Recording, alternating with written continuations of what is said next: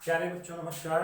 मैं Mohammad Shamsul Ansari GD Goyan का गया बिहार से आप लोगों के समक्ष कक्षा चौथी के पीरियोडिक टेस्ट 1 का प्रश्नों का प्रारूप कैसा होगा और क्या महत्वपूर्ण निर्देश हैं वो आप लोग के समक्ष लेकर के आया हूँ।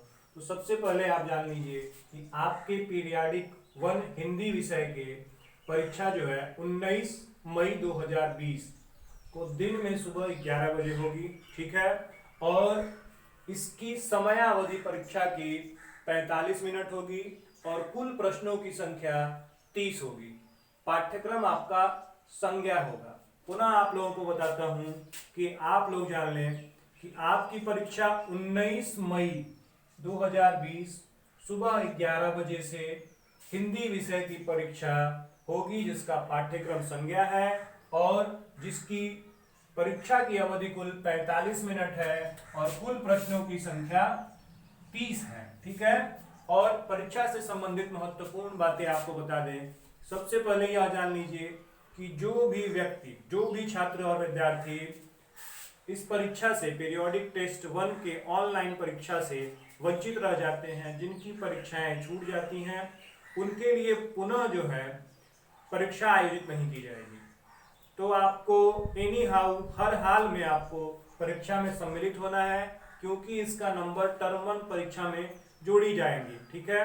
सबसे महत्वपूर्ण बात यह है कि आपको दिनांक 19 मई 11 बजे सुबह आपको जीनियस कॉर्नर के माध्यम से लॉगिन करना है, जिसके द्वारा आप PT1 हिंदी के परीक्षा के प्रारूप में पहुंच पाएंगे और अपनी परीक्षा में सम्मिलित और प्रतिभागी बन पाएंगे।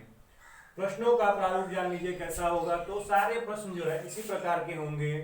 प्रश्न दिया रहेगा, उसके 4 विकल्प दिए होंगे, जिनमें से कोई एक सही होगा। सही पर आपको सही का निशान लगाना है और जो गलत है उसको छोड़ देना है। गलत उत्तर पे अगर आप सही का निशान लगा देते हैं तो आपको एक भी नंबर नहीं मिलेगा, अर्थात नकारात्मक नंबरों का कोई प्रावधान नहीं है।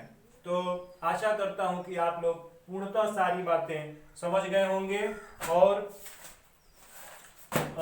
उम्मीद करता हूं कि अब हम लोग पाठ्यक्रम पे चलते हैं कि किस तरह का पाठ्यक्रम आपका संज्ञा का है और उससे प्रश्नों को कैसे बनाया गया है।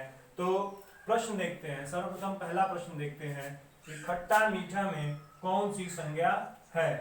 तो खट्टा और मीठा क्या है, सर्वप्रथम जानना जरूरी है। तो खट्टा और मीठा क्या है? खट्टा और मीठा जो है भाव के नाम है, जिसको जो है छुआ नहीं जा सकता है, सिर्फ महसूस किया जा सकता है, फील किया जा सकता है। और संज्ञा की परिभाषा यह कहती है कि किसी प्राणी वस्तु स्थान के नाम को संज्ञा कहते हैं।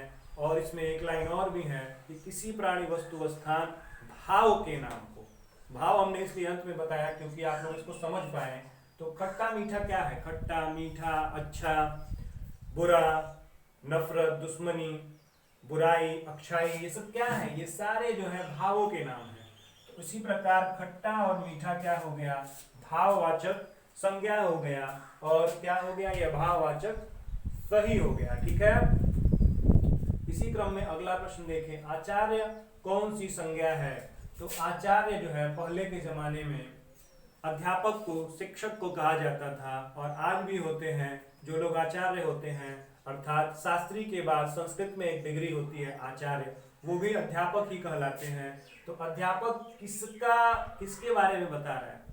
अध्यापक बता रहा है कि अध्यापकों के समूह, चाहे वो डिग्री कॉलेज में पढ़ाते हो, क्लास 8 में पढ़ाते हो, मैथ पढ़ाते हो, इंग्लिश पढ़ाते हो, हिंदी पढ़ाते हो, किसी भी सब्जेक्ट के अध्यापक के समूह के बारे में बता रहा है, अध्यापक जाति के बारे में बता रहा है। तो आचार्य क्या हो जाएगा? जातिवाचक संज्ञा हो जाएगा, ठीक है। अगला प्रश्न देखते हैं, प्राणियों और स्थान के नाम को क्या कहते हैं? तो यह आप लोग को पहले से ही ज्ञात है कि किसी प्राणी वस्तु स्थान या भाव के नाम को क्या कहते हैं? संज्ञा कहते हैं। लिंग कहेंगे नहीं, वचन कहेंगे नहीं, सर्वनाम नहीं कहेंगे। तो क्या हो जाएगा? संज्ञा आपका सही आंसर हो जाएगा, ठीक है, सही विकल्प हो जाएगा। श्याम कौन सी संज्ञा है?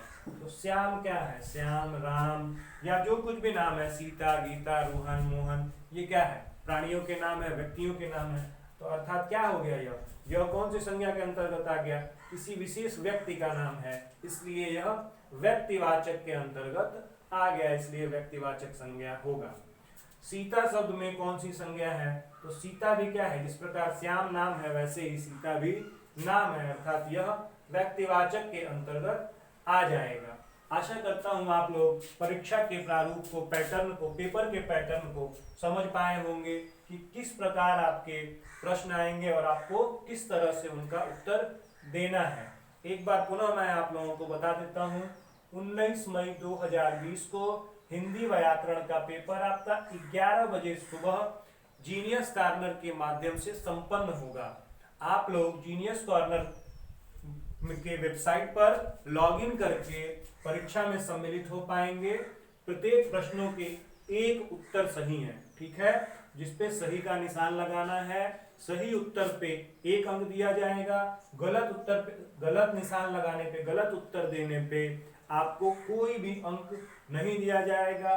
कुल प्रश्नों की संख्या कितनी है? 30 है और समय आपका 45 मिनट है। तो इस विश्वास और आशा के साथ कि आप लोग इसको घर में रह करके इसी प्रकार के प्रश्न जो है संज्ञा पाठ से बनाएंगे, अभ्यास कार्य से बनाएंगे और प्रैक्टिस करेंगे, और इस उम्मीद के साथ कि आप और बेहतर कर पाएं और अच्छे से अच्छा करें और हमारी उम्मीद और आशाओं पर आप खरे उतरें और अच्छे से अच्छा नाम ला करके देश और विद्यालय का नाम और अपना नाम रोशन करें। धन्यवाद, नमस्कार, शुभ दिन।